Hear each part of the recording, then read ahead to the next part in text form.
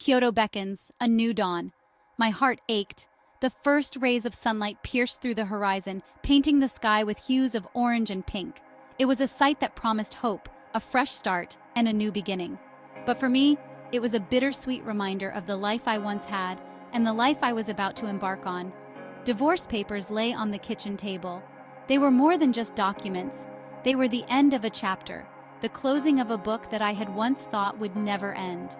The signatures on those papers were like final nails in the coffin of my marriage, a relationship that had once been filled with love, laughter, and dreams. My life, once shared, felt empty. The house echoed with silence, each room a reminder of what was lost. The laughter that once filled the air was replaced by a deafening quiet. Every corner of the house held memories, now tinged with sadness. The emptiness was overwhelming, a void that seemed impossible to fill. I needed to escape, to heal, to find myself again. Kyoto called to me. The city, with its ancient traditions and serene landscapes, seemed like the perfect place to start anew. I yearned for the tranquility of its temples, the beauty of its cherry blossoms, and the wisdom that seemed to whisper through its streets. It was a call I couldn't ignore, a city of ancient temples, delicate cherry blossoms, and whispers of wisdom. Kyoto was more than just a destination. It was a sanctuary. The temples stood as silent guardians of time, each one a testament to the resilience of the human spirit. The cherry blossoms, with their fleeting beauty, reminded me of the impermanence of life and the importance of cherishing each moment, a place to lose myself, to find myself. In the midst of Kyoto's beauty, I hoped to rediscover who I was. The journey was not just about healing from the past, but about forging a new path for the future. It was about letting go of the pain and embracing the possibilities that lay ahead. I booked a one-way ticket. This was my chance, a chance to leave behind the sorrow and step into a world of new experiences. The decision was both terrifying and exhilarating. It was a leap of faith, a step into the unknown, but it was a step I needed to take, a solo journey to mend my broken heart and rediscover my strength. Traveling alone was empowering. It was a journey of self-discovery, a chance to prove to myself that I was stronger than I ever realized. Each step I took in Kyoto was a step towards healing, towards finding the strength within me to move forward. The city, with its timeless beauty and profound wisdom, became the backdrop to my journey of rediscovery and renewal. Fushimi Inari, a walk of 1,000 torii. This sacred site, nestled in the heart of Kyoto, is a testament to the enduring spirit of Japan. The journey begins at the base of the mountain, where the first of many torii gates stands tall, inviting pilgrims and visitors alike to embark on a spiritual journey. The air hung heavy with humidity. It clung to my skin, a constant reminder of the summer season. The dampness seemed to amplify the scent of the surrounding forest, a mix of earth and foliage that was both invigorating and calming. The atmosphere was thick, almost tangible, as if the very air was steeped in centuries of prayers and hopes. Thousands of vibrant orange torii gates lined the path. Each gate, or torii, painted in a striking vermilion, stood as a symbol of transition, marking the passage from the mundane to the sacred. The sheer number of gates created a mesmerizing tunnel of color, a visual symphony that guided me forward. Each one a donation, a prayer, a story. These gates were not just architectural marvels, they were the physical manifestations of countless wishes and dreams. Families, businesses, and individuals had donated them over the years, each inscribed with names and dates, a testament to their devotion and hopes for prosperity and good fortune. I walked beneath them, the sunlight dappling through the spaces. The interplay of light and shadow created a dance of illumination on the path, adding a layer of magic to the journey.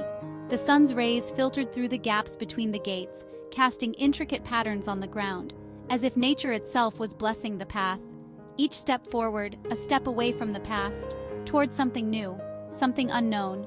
The path ahead was both a physical and metaphorical journey, a reminder that life is a series of transitions, each step taking us closer to our true selves. The torii gates served as markers of progress, each one a milestone in the journey of life. The path wound upward, challenging my weary spirit.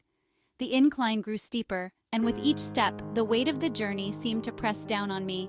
Yet the beauty of the surroundings and the significance of the path provided the strength to continue. The journey was not just about reaching the summit, but about embracing the challenges along the way. But I kept going, one foot in front of the other, just like life. The journey through the torii gates of Fushimi Inari was a reflection of life's own path, filled with moments of struggle and perseverance. Each step was a reminder that progress is made through persistence, and that the journey itself is as important as the destination. The 1,000 torii gates stood as silent witnesses to the resilience of the human spirit, encouraging all who walked beneath them to keep moving forward, no matter the obstacles. Whispers of wisdom, ancient temples, and timeless lessons. The scent of incense filled my senses. Golden Buddhas gazed down at me, their serene faces a calming presence. In the stillness of Kiyomizu-dera Temple, I found solace. I sat on the wooden floor, listening to the gentle chanting of monks. Centuries-old traditions washed over me. A sense of peace settled in my heart. A solitary geisha for a day, embracing the elegance within. The experience was more than just donning a traditional outfit. It was about stepping into a world where every gesture, every movement, and every breath was a dance of grace and poise. The tea ceremony, a ritual that has been perfected over centuries, became a gateway to understanding the depth of this ancient art form. Silk robes rustled around me as I transformed. The delicate fabric, cool against my skin, whispered stories of elegance and tradition. Each step I took in those robes felt like a step back in time, connecting me to the countless women who had walked this path before me, embodying the spirit of the geisha. White makeup, a vibrant red lip. The transformation was not just physical but spiritual. As I applied the makeup, I felt layers of my everyday self peel away, revealing a persona that was both ancient and timeless. The white base symbolized purity, while the red lips spoke of passion and strength. I was no longer just me. I had become a vessel for an age-old tradition, a living embodiment of an art form that values subtlety and nuance. The transformation was complete, and with it came a profound sense of responsibility to honor the legacy of the geisha. I was a work of art.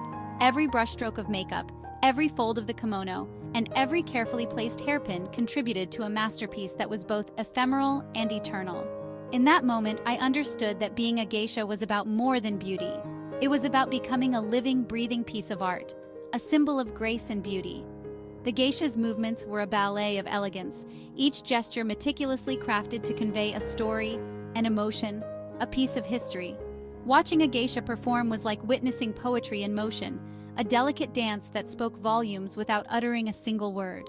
The geisha taught me the art of tea ceremony. It was a lesson in patience, precision, and mindfulness. Every action, from the way the tea was poured to the way the cup was held, was imbued with meaning and significance. The tea ceremony was not just about drinking tea, it was about creating a moment of connection and tranquility. Every movement, precise and deliberate. The geisha's hands moved with a grace that seemed almost otherworldly, each gesture a testament to years of practice and dedication.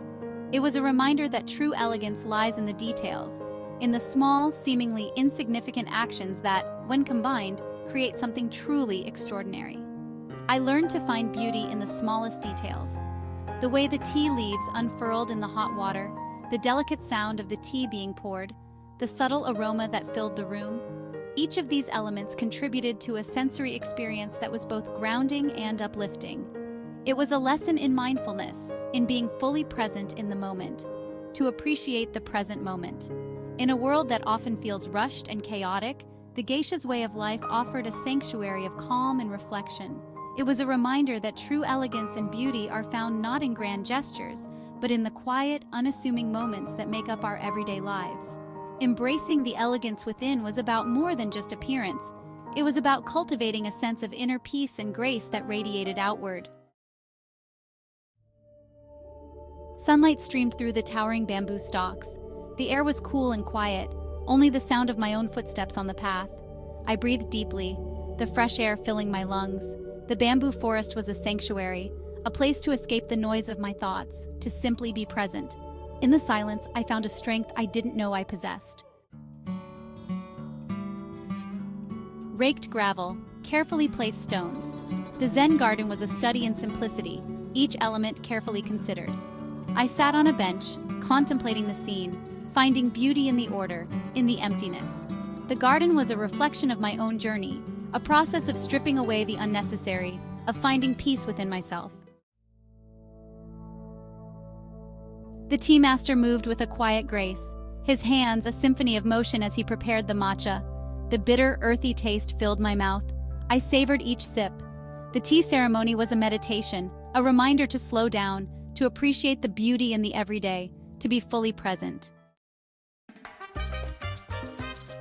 Kyoto's culinary delights, a feast for the senses. The aroma of spices wafted from street food stalls. I tasted ramen, the broth rich and flavorful, sushi fresh and delicate. Each meal was an adventure for my taste buds, a celebration of Japanese cuisine. I learned to savor each bite, to appreciate the care and artistry that went into every dish. A tapestry of memories, reflections on resilience. Days turned into weeks. Kyoto had seeped into my soul. The city, a tapestry of memories. The scent of incense, the taste of green tea, the sound of temple bells. I carried these memories with me, like souvenirs from a journey inward. I had faced my pain, my loneliness, and emerged stronger, more resilient, more me. Finding myself in the heart of Kyoto, Kyoto had been my teacher, my healer, my friend. It had shown me the beauty of solitude, the power of tradition, the importance of self-discovery. I had arrived broken-hearted, lost and uncertain, but I left whole, my spirit renewed, my heart open to new possibilities. Until next time, Kyoto, the plane soared into the sky, leaving behind the city that had held my hand through my healing. I knew I would return to Kyoto, to wander its ancient streets, to find solace in its temples, to lose myself in its beauty, and to remember the woman I had become, strong, independent, free.